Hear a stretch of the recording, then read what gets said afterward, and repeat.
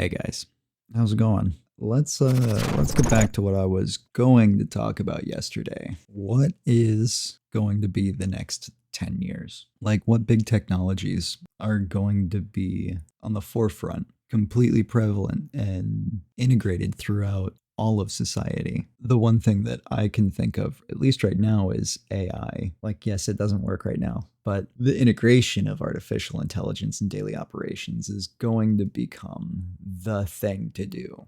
I mean, you already see apps left and right, operating systems. For example, Windows is using Copilot, and that is everywhere throughout all of their software. I mean, who knows? Maybe phones will be a thing of the past.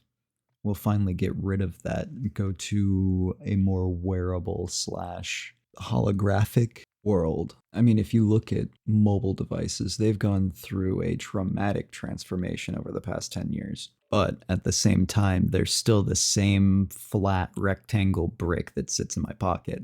But the little year over year enhancements have improved the devices that we're using today. And these enhancements have paved the way for better algorithms and AI enhancements to be put directly in the palm of our hand. And like if we take a step deeper and we look at 3D printing, 3D printing has come a long way since the dawn and inception of 3D printing.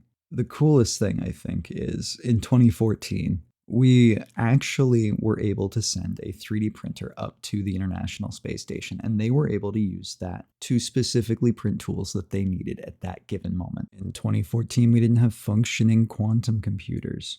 Not that we have anything that would really prove that we need quantum computing right now. I haven't seen any practical use cases for it, but hey, we as a species, as a society, have built quantum computers. Ooh.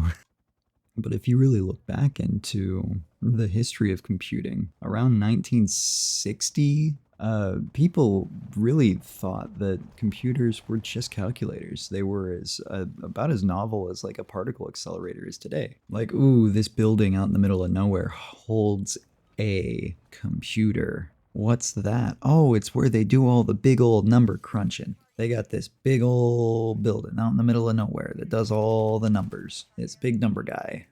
And today we walk around with that same computing power. And in fact, orders of magnitude greater of computing power. We walk around with that in our pockets.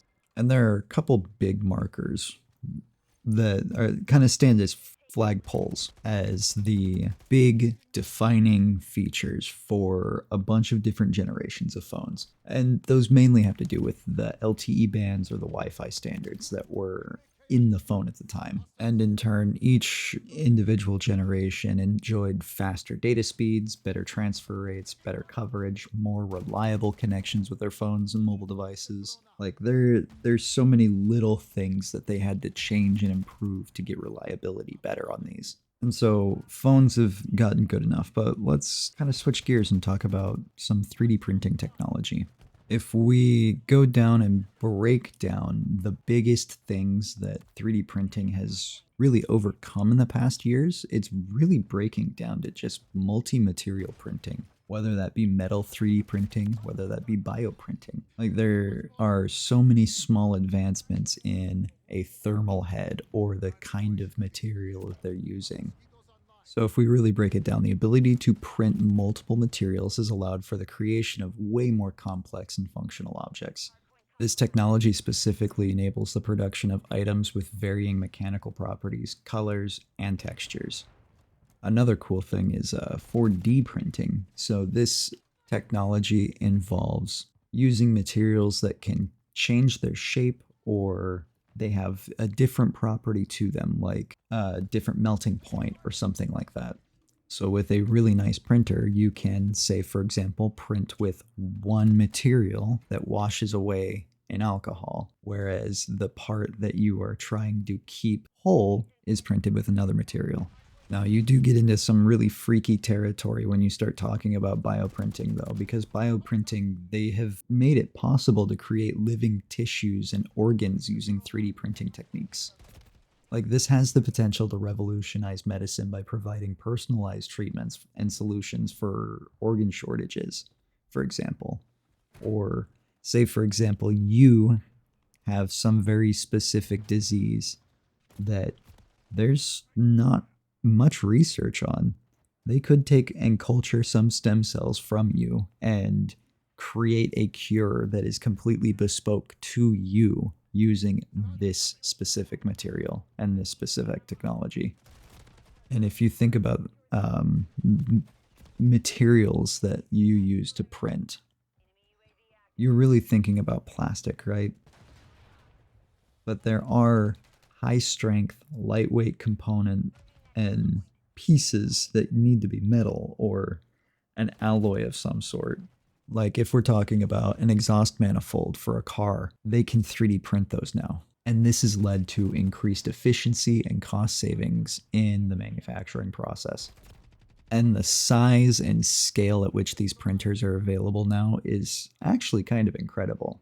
Like the ability to print large objects such as houses and bridges, that's been made possible through the development of large scale 3D printers. And this technology has the potential to revolutionize construction as an industry, like completely, by reducing costs and construction times. And think about the final and really biggest part or component to 3D printing is the customization aspect of it. 3D printing has made it possible to create customized parts tailored to your individual needs and preferences. Like this has led to the development of personalized medical devices, prosthetics, and even clothing. I think arguably my favorite though is how 3D printing has totally revolutionized at least parts of the energy sector with innovations that improve efficiency, reduce costs, and promote sustainability. So GE, they have been working on 3D printing molds for wind turbine blades, which reduces the time and cost of developing these blades. And researchers at a national renewable energy laboratory have developed a way to 3D print wind turbine blades using thermoplastics, resulting in a lighter, longer, and more efficient blade. In the world of solar, 3D printing has enabled the development of more efficient solar panels. And some of these designs are 20% more efficient than traditional ones, and they cost half the price to manufacture. And researchers right now are exploring ways to 3D print more functional materials for solar energy, such as the cells themselves that capture the light energy, which could lead to further advancements in the field. And if we're talking about energy in general, we're also talking about batteries. And batteries have seen a huge improvement from 3D printing. Now, these advancements in 3D printing for renewable energy, they demonstrate the potential for this technology to revolutionize the way we generate, store, and use clean energy. By continuing to innovate in this field, we can make renewable energy more efficient, cost-effective, and sustainable, ultimately by helping combat climate change and reduce our reliance on fossil fuels. That's one point of it. The bigger point is to create a self-sustaining grid. That is the ultimate goal for any of these alternative power plants, essentially, because that's what you're making. You're making your own power plant if you're buying solar and putting it up on your roof, or if you have enough wind farm turbines to make power, you're making your own grid.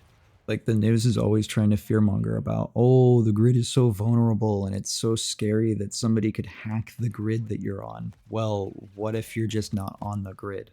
Imagine that. I have solar panels, and that means that when the power goes out, my lights flick, and that's it. And especially in today's day and age, it is not a matter of if something is going to happen, it's a matter of when. You should be self-sufficient. You should have some way to, even if you're in your own home that does not have solar, or maybe you live in an apartment complex, right? Get a backup battery, or better yet, get a UPS. Plug all of your really, really important stuff into that. If you live in kind of a crazy area, have 2 or 3 or maybe even 4 days worth of food on you. Make sure you have enough water. Like these are all basic things that we should think about. In the same vein that people would say, oh, legalize nuclear bombs, I would also say in the same vein, you should legalize nuclear reactors.